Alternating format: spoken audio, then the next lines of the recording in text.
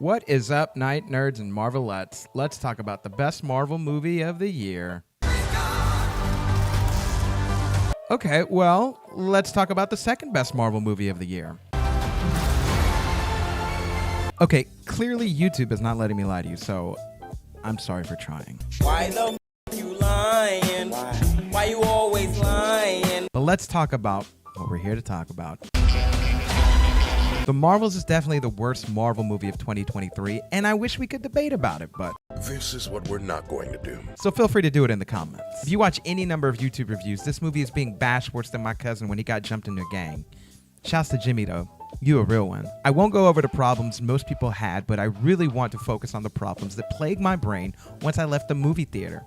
And that is why is rent so high in Austin? The second one was, what the hell does Secret Invasion have to do with this movie? I've been scouring the internet for answers, looking for how this all fits in.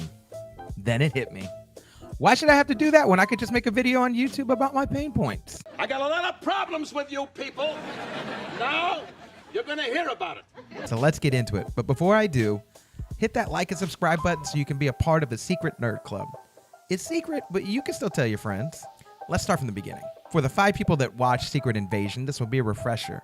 For the rest of y'all, this will be the most unwanted and least complained about spoiler from the MCU you will ever hear.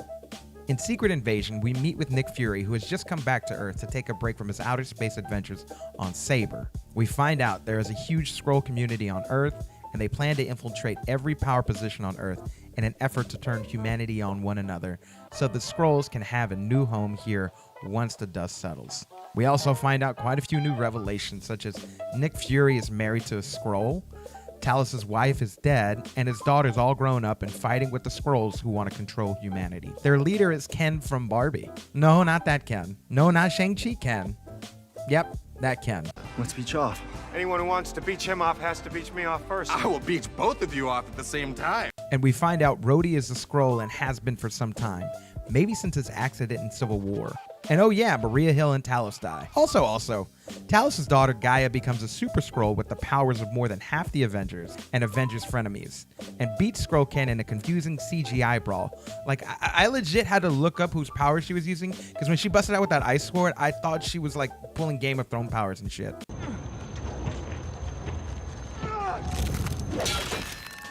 After the chaos, Nick Fury returns back to Saber with his wife and leaves Earth again. Bruh, where you going? You're not gonna try and control Super Skrull Khaleesi? Skrullisi? Hashtag Skrullisi. Let's make that a thing. In the Marvels, we see Fury on Saber. But where are the Skrulls? Didn't 100 movies ago you wake up on a fake beach on Saber with the Skrull Nation around you?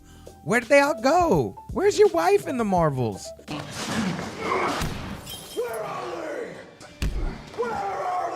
I got a lot of questions if you want me to accept that Secret Invasion was canon. I want to ask you a bunch of questions, and I want to have them answered immediately. The Marvels never cares to address anything that happened in the previous show. So why does it matter? It also raises a big question when Valkyrie shows up in the Marvels to rescue a ship full of Skrulls and says she will take them to New Asgard. Like, why couldn't you just invite the rest of the Skrulls that live on Earth and they wouldn't be trying to invade the planet? And even if I wanted to ignore that fact, didn't the president wage war on alien life on Earth because Skrulls tried to kill him? Like, if Asgards ain't safe on New Asgard, how are Skrulls going to be safe? That doesn't make sense. Let's take it one more step back and just focus on the character of Nick Fury. Samuel Jackson does tremendous with what he's given on Secret Invasion and in the Marvels. He's a good actor. In the show, he's the outdated spy guy who is trying to figure out the Skrulls' plot, all while being just one step behind till the very end of the show. He's cool, he's serious, he's got storytime monologues, he brings witty, dry humor. It's Nick Fury, like, okay, I can get down with it. But in the Marvels, he's reduced to Power Rangers Alpha 5 looking ass role. Okay, it's not that bad, but really he's just a guy who will shoot an alien here and there and mostly attempts to cameo with a quippy, humorous line when the action gets heavy or the movie thinks it's time for a joke. Monica, you gotta fly. No. Black girl magic. There is a huge disconnect between the character we've gotten to know across the MCU and the one who's represented in the Marvels. So why do we even have Secret Invasion, and why doesn't this puzzle piece fit into the MCU verse at this point? According to a few articles online, the Marvels was intended to be released ahead of Secret Invasion. If that is the case, it would have cleaned up 90% of the mess caused by it releasing ahead of the Marvels. Some of the issues that still would have remained would have been Nick Fury's non-matching tonality, no mention of Talos in the Marvels, no scene of Skrulls on Saber, and no indication as to why Nick Fury decided to come back to Earth after the Marvels. This is whack! I can't get jiggy with this shit! This mess of inconsistency is really taking a toll on the MCU-verse itself, as well as the fans and movie reviewers who truly just want a reason to love a Marvel movie again. And I think the Disney execs really think they can pull the wool over all of our eyes. Nobody's gonna know. They're gonna know. How would they know?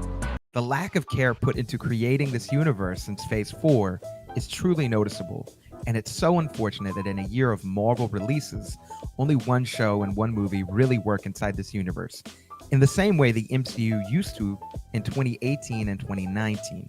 I think the most we can pray for is for Deadpool 3 to correct all of the wrongs that have happened in Phase 4 and 5 and help us just make sense of all of this, because if he doesn't, I think we just need a mind erasing if we're going to be expected to accept and have fun with the MCU going forward. I'm gonna be honest, Disney don't pay me enough to have to connect all the dots with their own storyline shenanigans. I'm out here watching shows and movies like an analyst trying to place people in places like, y'all, this is too much. Actually, they don't pay me at all.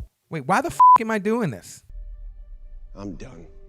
Well, I'm done ranting. If you did enjoy the Marvels, I hope I didn't take all the wind out of your sails. I'll leave that to one of the other less diverse channels to break your bubble.